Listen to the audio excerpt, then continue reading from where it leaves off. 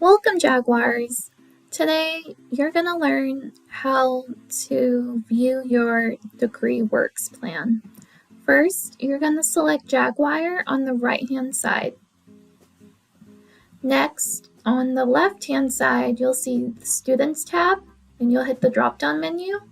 And the first item you'll see is Class and Registration. Next, whenever you look under the Advising Tools column, the first item you'll see is DegreeWorks. When viewing DegreeWorks, you'll see at the top of the page there are items that will let you know about your classification, your major, your minor, as well as things such as who your advisor is, your advisor's email, as well as how many credits you currently have. There is also your GPA and your TSI status, as well as your academic standing. Whenever you scroll down, there are items such as your total hours required, as well as the advanced hours required for residency. Next is the General Education Core requirements. These are basic classes that are required for your degree.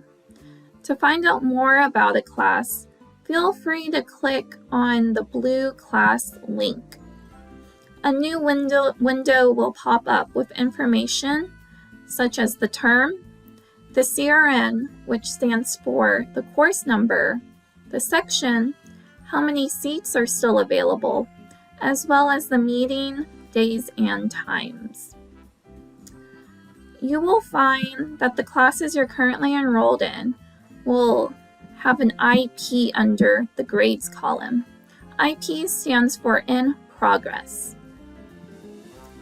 Requirements that you still need to complete will be indicated by a red circle.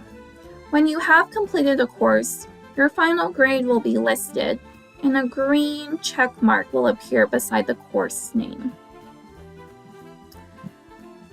Department and major specific requirements are located towards the middle section of DegreeWorks. Additional courses, as well as classes you may need to retake, are located towards the bottom of the page. For more information, feel free to reach out to your academic advisor or call our front desk.